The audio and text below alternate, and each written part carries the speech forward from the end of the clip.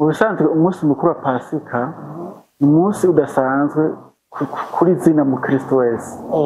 Uko niwo munsi rero muri ubwo buryo rero abamwakiriye bose abariko baramwakira n'abazomwakira bose abo bantu bazogirwa ubuntu ubwansi hagati yabo n'Imana.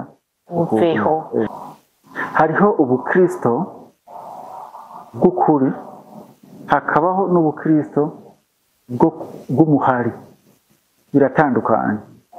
No kuvuga ngo umukristo w'ukuri ni umuntu yahindutse, yamaze guhinduka mu mutima wiwe, mu mpwemu yiwe, mu vyumviro vyiwe no mu mibereho yiwe yarahindutse, ahinduwe n'ijambo ry'Imana. Shalom shalom bakunzi ba Salocom, igisata ca imprimerie arico Salocom imprimerie iramenyesha abakunzi bayo ko yiteguriye kubafasha guhimbaza neza umunsi mukuru wahariwe abakozi n'akazi uzohimbazwa kuwa mbere Rusama uyu mwaka. Mushobora gukoresha imipira yo mu bwoko bwa Lacoste, t-shirt, inkofero, imitaka, banderole, amabashi n'ibindi biranga ivyo mukora. Nimwitinye, hari amabara y'imipira yose mushobora gukenera kandi ku giciro ciza. Salocom imprimerie ibahaye ikaze. Hari ico ubaza, hamagara ku 61 40 ubusa 14 cyangwa ku 72 ubusa 72 amajana 384. Salocom, agakiza n'urukundo nizo nkomezi zacu.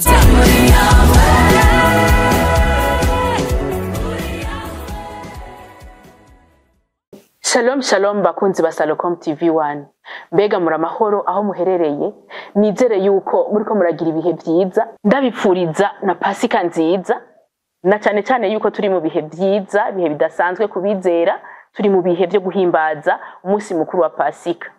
Turabahaye ikaze rero kuyu munsi udasanzwe aho tugiye kubashikiriza ikiganiro kidasanzwe kivuga kubijanye na Pasika, izuka ry'umwami wacu Yesu Kristo. Muri Salocom TV1 rero nitwatanzwe no kubategurira ikiganiro ciza, ikiganiro kidasanzwe kivuga kubijanye n'umunsi mukuru wa Pasika, kugira ngo mushobore kumenya umunsi mukuru wa Pasika ni iki, mbega umukristo yohimbaza gute umunsi mukuru wa Pasika neza, ariko kandi tutarinjira no mu munsi mukuru wa Pasika.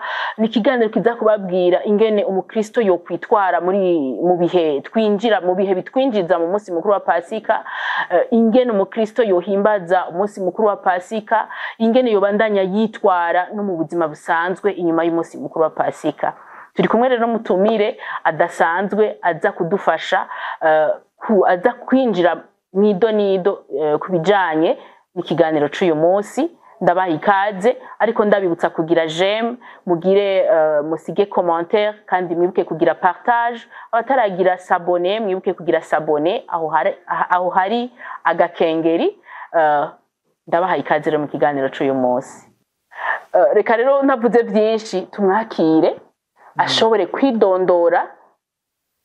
Turabaha ikaze. Murakoze cyane.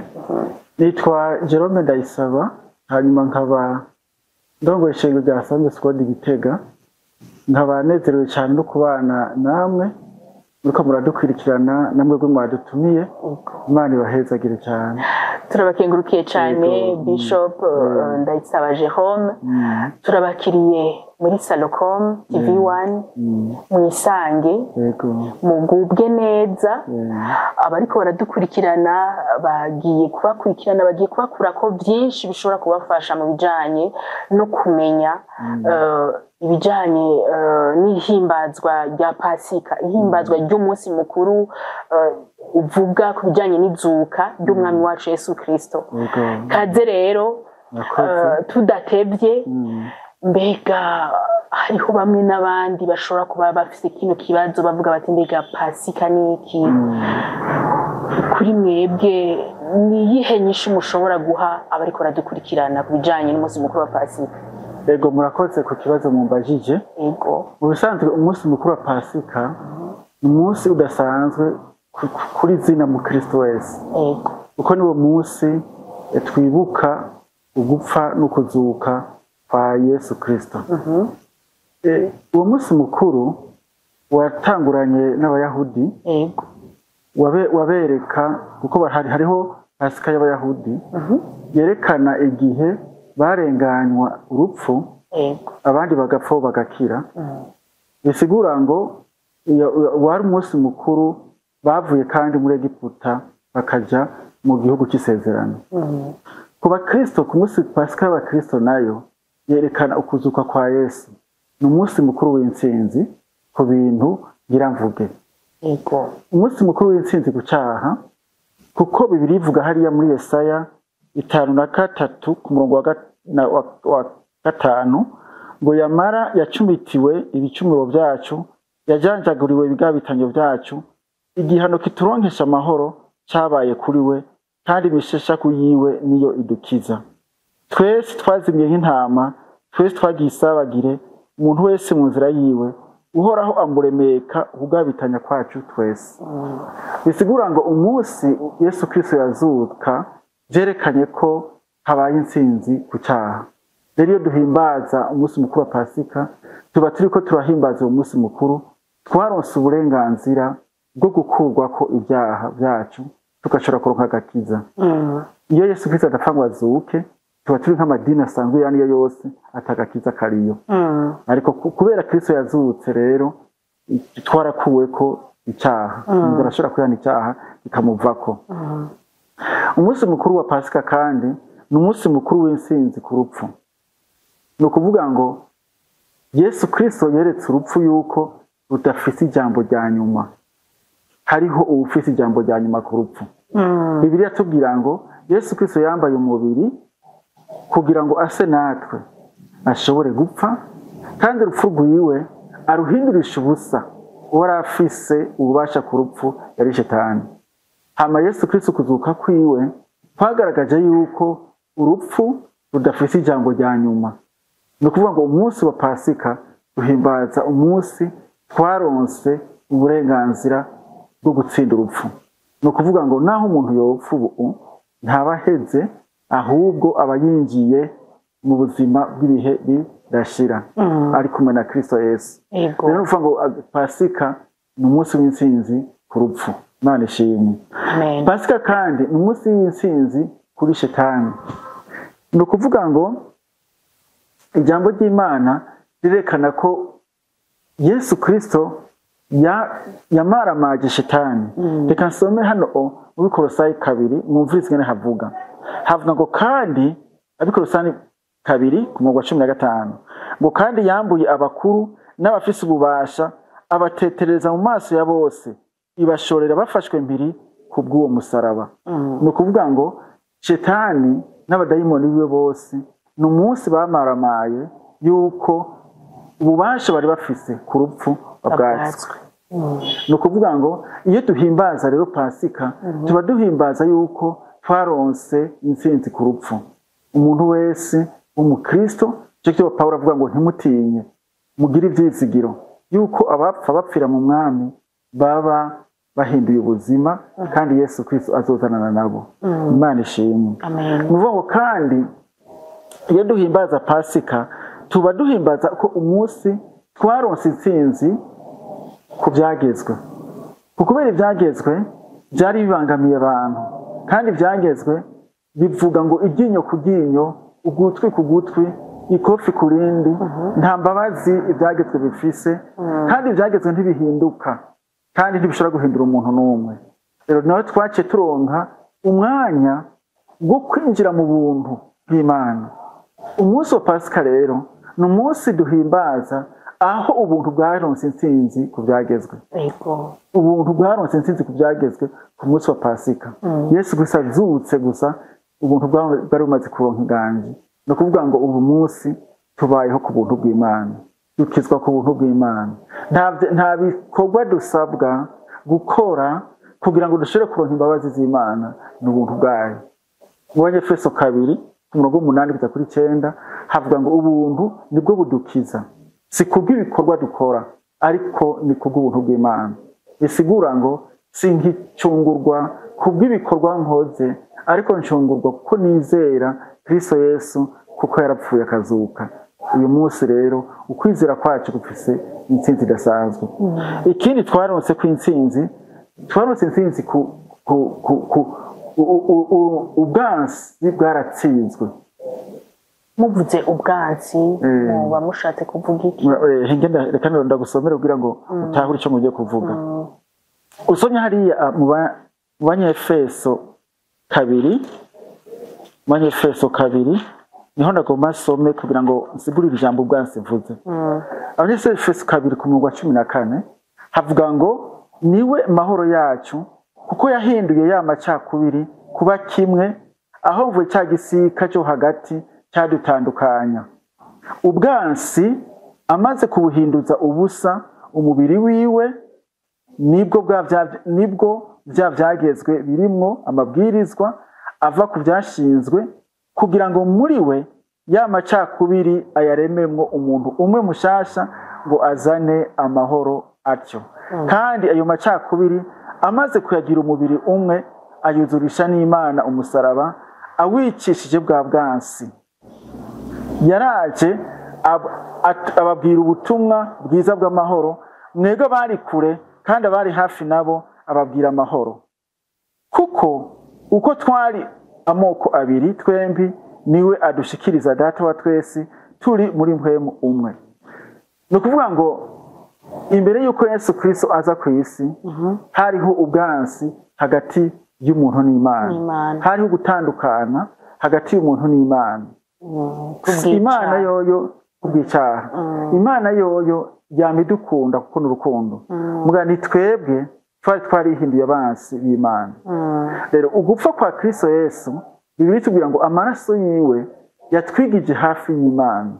Ugiye gusoma ukaraba neza no muri Bibiliya ngo hariho ikintu cyakoretse, hari ibitangaza byakoretse igihe Yesu Kristo yapfa n'igihe yazuka, byagaragaje yuko ubwansi bumaze kuva hagati y'umuntu n'Imana. Rero Bibiliya tubwira mu Baroma 5 yuko gutsindanishirizwa kwacu kwaturutse ku maraso ya Yesu Kristo n'upfugo no kuzuka kwiwe. Ivyo bituma haba amahoro hagati yacu n'Imana. Nico nagombye kuvuga rero. Nivuga ngo ubwansi bwari hagati y'umuntu n'Imana bwakuweho no kuzuka kwa Yesu Kristo. No kuvuga ngo Pasika itwibutsa iti bantu muri kwisi, mumenye yuko ubwansi bwari hagati yanyu n'Imana bwakuweho kubwo urupfu no kuzuka kwa Kristo Yesu. Ariko kandi mumenye yuko iyo umuntu amaze kugiranira imigenderanire n'Imana, niwe wa muntu ashobora kubana amahoro n'abandi neza.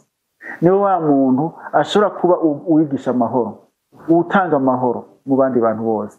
Ngo ubwansi hagati y'abantu umusaraba warabukuyeho. Nta mugabo, nta mugore, nta muyuda, nta mutanzania, nta murundi, twese twaremwe umuntu umwe kubwo musaraba. Nuko nosigura Pasika. Ego aho nyine ndahafise akabazo. Uvuze muti Pasika nikiza kumenyesha abantu bose yuko icyatandukanya umuntu n'Imana cyakuweho. Nshanza nkiyumvira nti mbega ko Imana yatanze Yesu Kristo, Yesu Kristo niwe yapfuye hanyuma arazuka, kandi yapfiriye umunyabyaha kugira ngo ashobore kubohoka ku byaha, ashobore kuronka, ashobore gutsindanishirizwa. Mwavuze ngo ku bantu bose, mbega nagira ni kubakiriye uwo mwana w'Imana Yesu Kristo. Murakoze cyane ku kibazo mubwiye. Ni kuvuga ngo Yesu Kristo igihe aza gupfa yapfiriye ikizina umuntu we wese, wabayeho, warari icyo gihe n'uzobaho. Yabapfiriye bose, wamwakiriye n'utaramwakira. Ndahashika. Yesu ashimwe. Amen. Ni kuvuga ngo yapfiriye abantu bose bari ku isi, umuntu wese, kiremwa umuntu wese ku isi Yesu yaramupfiriye, kandi yaramugiriye ubuntu.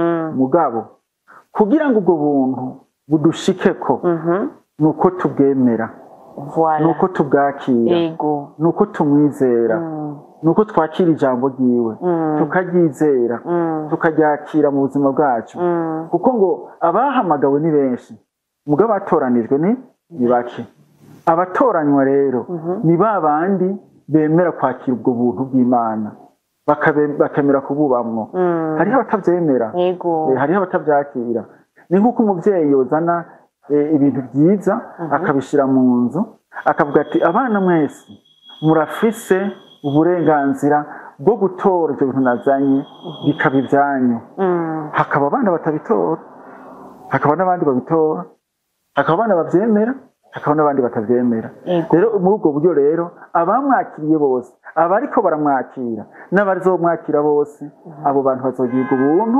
ubwansi hagati yabo n'Imana uveho. Ego none ni gute umukristo ni gute uwizera yoshobora kwitwara mu kiringo kitwinjiza muri wa munsi mukuru wa Pasika? Ego mu bisanzwe ku bantu bamenye Imana nibo nagomba guherako ku bantu bamenye Imana hariho ibintu no babarira bitegura Pasika benshi gutegura Pasika bagura impuzu bakabaga inkoko bakumva umengo borya abo kwisi nabo bakumva umengo baraboregwa n'ibindi bitandukanye ariko Pasika ninjiye mu siguro yayo nuko twitandukanya n'icyaha bwa mbere. Pasika ni umwanya wo kwisuzuma kugira ngo umuntu wese atandukane n'icyaha amenye yuko Yesu Kristo mu gupfa kwe no kuzuka kwiwe icyaha cyakuweho kitagifise ubushobozi n'ububasha ku mwana w'umuntu wese yemeye kwakira Kristo Yesu umwami n'umukiza ubugingo bwiwe. Icya kabiri nobwira abantu kugira ngo binjire muri Pasika kwitunganya n'abantu bose bafitaniye amatati kubera mu gupfa no kuzuka kwa Kristo Yesu ubwansi bwarakuweho nitwo kwinjira muri Pasika tukiri muri bwa bwansi tugifise abantu duhekegera imisaya tugifise abantu twita ngo ni babandi tugifise abantu tudakunda tugifise abantu twagiriye nabi cyangwa batugiriye nabi tutaratunganya no kuvuga ngo Pasika twinjiremwo twamaze kwitunganya n'abo bantu bose dufitaniye amatati abantu bose badufitiye akazigo niko nokavuga akazikira tubasaba imbabazi natwe duharire abatugiriye nabi ngo Pasika twitahuye muri ubwo buryo irashobora kutwinjiza mu buzima bundi bushasha butandukanye n'ubwo twari turiko turabamwe mu minsi iheze. Ikindi no kunuhanura abantu ku munsi wa Pasika twibuka urukundo rw'Imana. Imana yatanze umwana wayo ko gutanga biva mu rukundo. Imana yatanze umwana wayo kugira ngo abazomwizera bose bakizera igikorwa yakoze ku musaraba baze baronka ubugingo budashira. Kuri ubwo buryo rero nuhanura abantu bose b'abakristo bamaze kumenya Imana yuko ku munsi wa Pasika kugaragaza urwo rukundo rw'Imana kugaragaza urwo rukundo Imana yagaragaje mu gutanga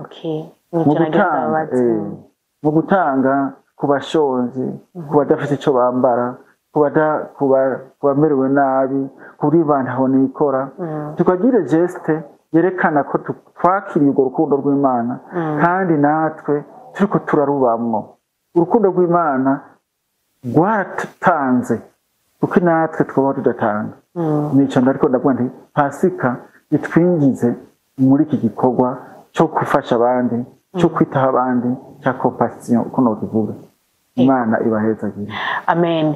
Murakoze cyane. Hanyuma turabona abantu bafise novuga imigenzo canke ngene usanga bamenyera iyo hari iminsi mikuru giye gushika rikadufatire kuri uyu munsi mukuru wa Pasika ugasanga abakristo benshi bariyubara muri iyo minsi bakigenza neza bagasenga bakagira amajene ariko umunsi mukuru warangira ugasanga umuntu yasubiye muri bya bindi.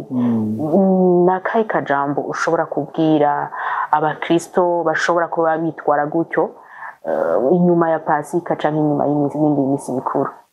Mu bisanzwe hariho ubukristo bw'ukuri hakabaho n'ubukristo bw'umuhari, biratandukanye.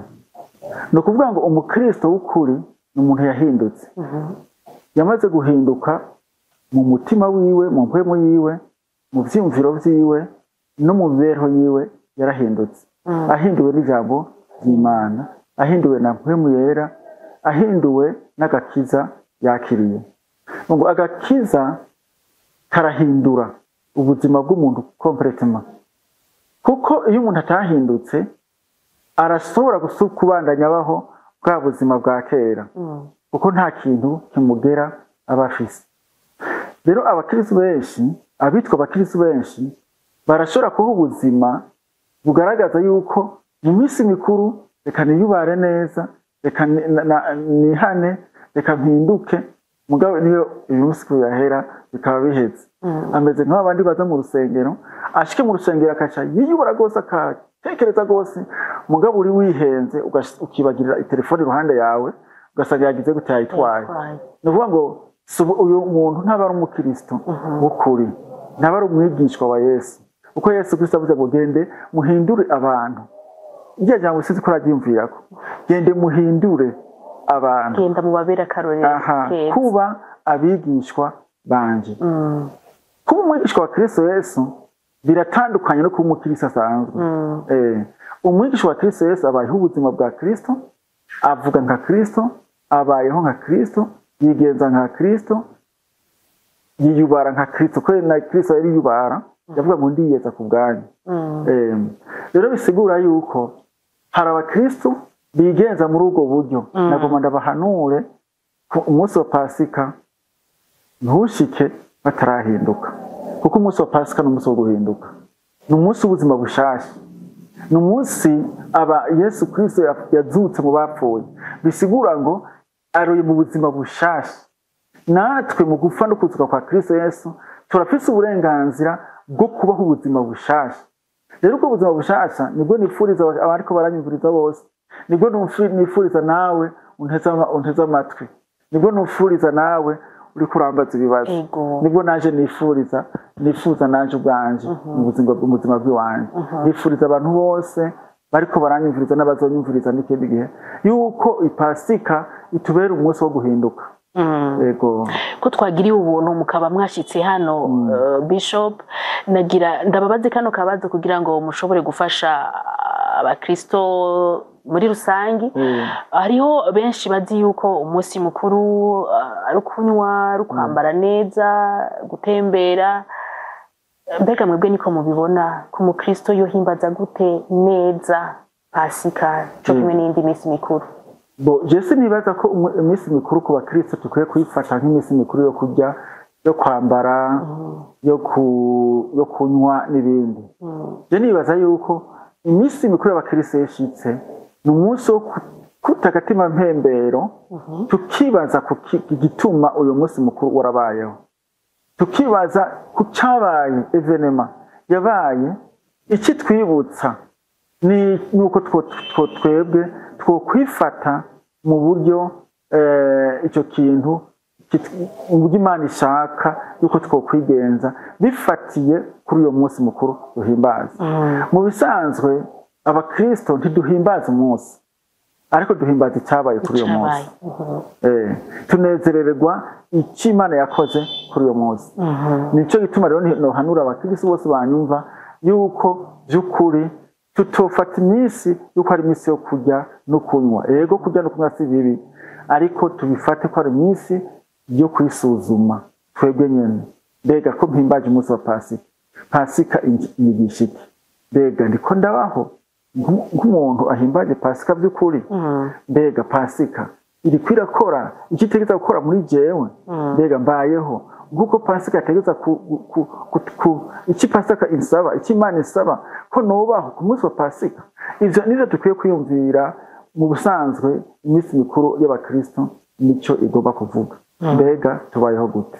Kuba tarakizwa nabo, kuko nabwiye ko bakizijwe, kuba tarakizwa nabo nagomba ndababwire ko ku munsi wa Pasika uto umunsi wo kujya mu kabari kuboregwa, wo kujya mu bamaraya n'ibindi, ariko uwo munsi mukuru wo kwiyumvira iki kintu ngomba mvuge.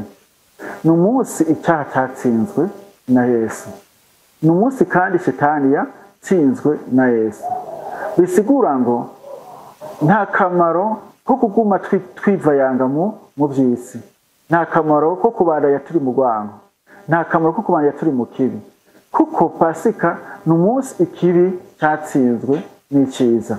Rero dukora ibyiza, tugendere mu kuri, tugendere mu rukundo, kandi twakire uwo mwami yatanze ubugingo bwiwe ku bwacu, tumwakire nk'umwami n'umukiza ubugingo bwacu.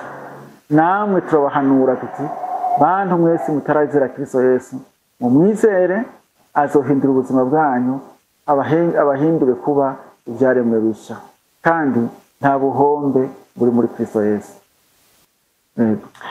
Reka ndabashimire cyane kuba mushoboye gusangiza abariko radukurikirana ibidasanzwe bijanye n'umunsi mukuru wa Pasika, kandi nizera yuko bigiye kubafasha, bigiye kubakura bashikana ahandi. Ndabakengurukire cyane kuba mwashoboye kwigora mukaza kugira ngo mushobore kugira ico mushikirije. Murakoze cyane. Yego, twizera yuko n'uwundi munsi tuzobakenera muzoshika. Yego niho ndi. Yego. Mani bahezagire. Amen. Murakoze. Namwe muhezagirwe. Tubifuriza n'umunsi mukuru mwiza wa Pasika. Murakoze namwe ndabifurije. Abaduteze amatwi bose twifurije umunsi mukuru wa Pasika mwiza. Murakoze. Bakunzi ba Salocom TV1, n'akanyamuneza ntangere k'uyu munsi turumvise ibidasanzwe bijanye n'umunsi mukuru wa Pasika. Turumva yuko ari intsinzi twaronse kuri twebwe abakristo, intsinzi ku caha, intsinzi ku rupfu. Mugende mubungabungerera ico twashoboye kuronka, mubandanye mugira ibihe vyiza umunsi mukuru wa Pasika mu miryango yanyu, mubandanye mugiranira urukundo, mutanga imbabazi nko natwe twazironse. Shalom shalom.